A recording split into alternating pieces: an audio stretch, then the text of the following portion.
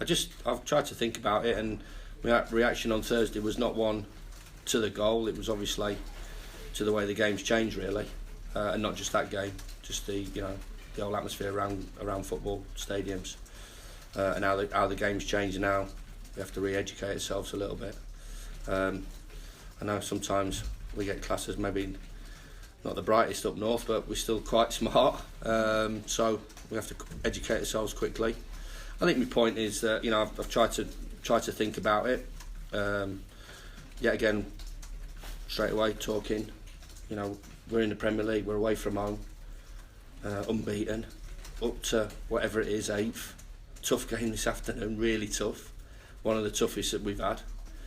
And straight away, I just said there really regarding players, managers to get to the position that they're in. They've got to work hard. They've got to do a lot of things right, and they've got to do the jobs right. And so as referees and officials, we've got the elite referees in the world. The way they work, full time. The way they work away from the game in terms of the fitness and the conditioning and the attention to detail. And the percentage that we're looking at of improving, for me, is not balanced by what's happening on the other bits. That's the way I'm looking at it. So I think that's a disappointing thing, because I'm a traditionalist. I love the game. I love the atmosphere of games. I love, the bits before, the bits during, the competitive aspects of it. People making challenges, playing proper football, being competitive, different styles. We had a style that we had to play against on Thursday, and then we come to Norwich on Sunday in a different style.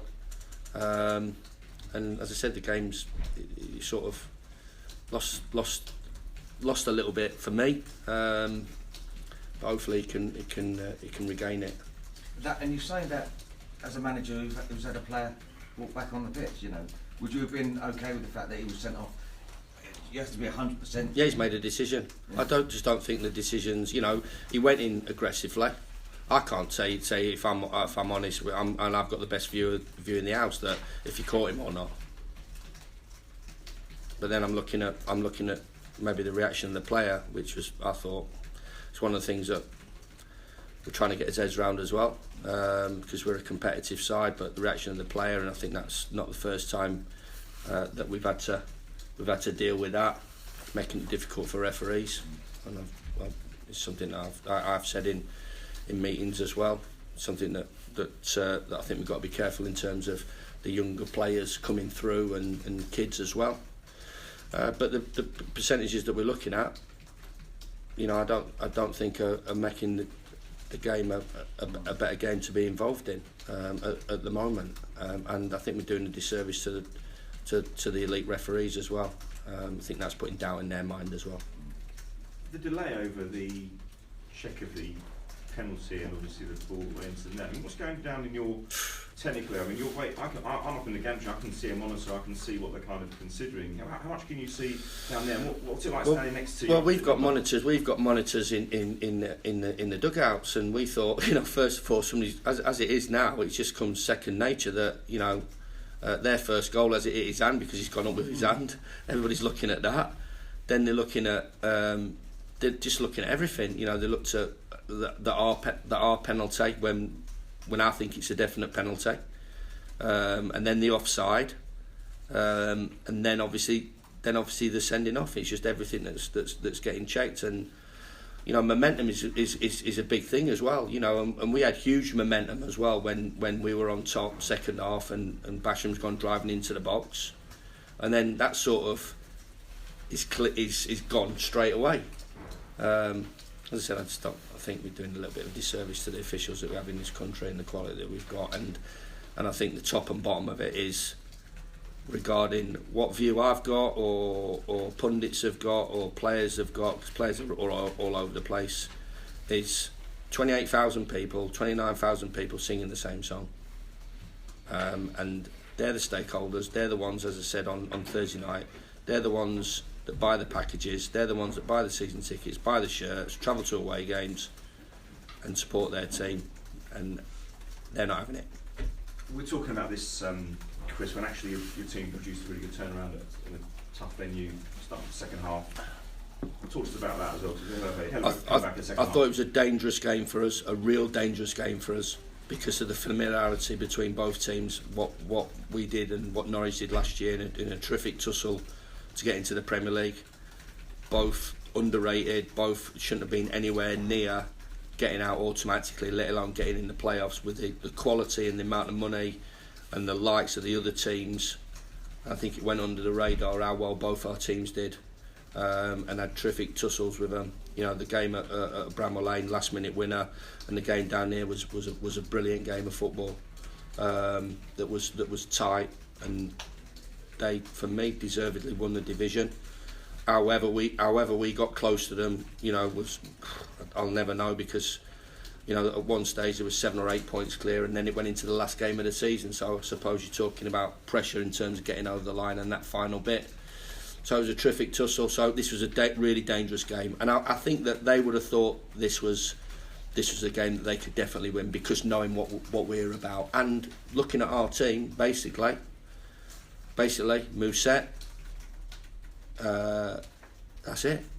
You know, same team as what we had last year, and theirs was the same. So it had, in a way, a little bit of a championship feel to it. They were better than us first half. We went backwards and square, allowed them on, weren't bright enough, weren't aggressive enough, never played enough forward balls, all over the pitch.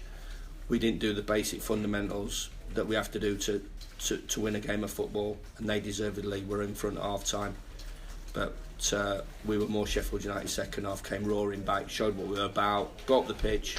2 wing backs scoring shows that the advanced positions that we got them into, stopped them playing, and a bit disappointed that we didn't take the game away from them when the opportunities on the counter that we had. Nearly Christmas, Chris as well, you're still unbeaten away from home in the Premier League, is that right? Yeah, it's crack, isn't it? Yeah, it's been good. But this was just as tough as any of those games. The Chelsea, the Spurs, you know, the West Hams, all the games that we've had, the Bournemouth, all right the way through. This was, and I believed it was first half, and before the game. So maybe the boys thought that might be a little bit more easier than I was talking about. But they certainly know that they have to go full tilt. You know, if we play like we did first half, then we're going to get hurt in this division. But if we play like we did second half, I think everybody sees why we have picked up points, why we're unbeaten on the road, and why we've popped ourselves into 8th position. That save at the end as well, it's world class, wasn't it? Yeah, it's brilliant. He has one thing to do, and he does it really well. As I said, disappointed that we've 2 or 3 opportunities, really, like good opportunities to score. We had good opportunities at Wolves, you know, but we played positively in terms of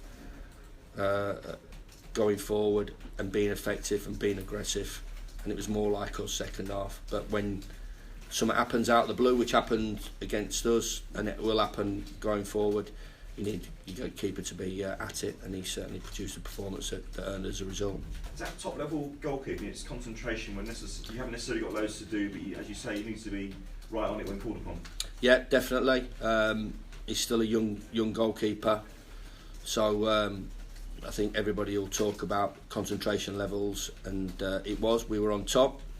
It looked like us were going to dictate in the game, and us was going to take it to 3. I believed, even though they had to take chances and slung men forward. I thought we defended very, very well, but always you're spot on. Yeah, when he has to make a big save, he has to make a big save. I thought his handling was impeccable, and he looked a proper top flight, really good goalkeeper today, and he has done for quite a long time. Can I just check something? It's been assumed by lots of people posting on the internet that you would have torn into your players at half time. Was that the case? I think you can safely say yes. Yep.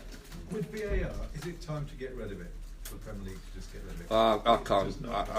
Well, as I said, 28,000 people and the biggest stakeholders in the game. I'm not sure that their voice is being heard, but administrators and everybody else, obviously, will make that decision.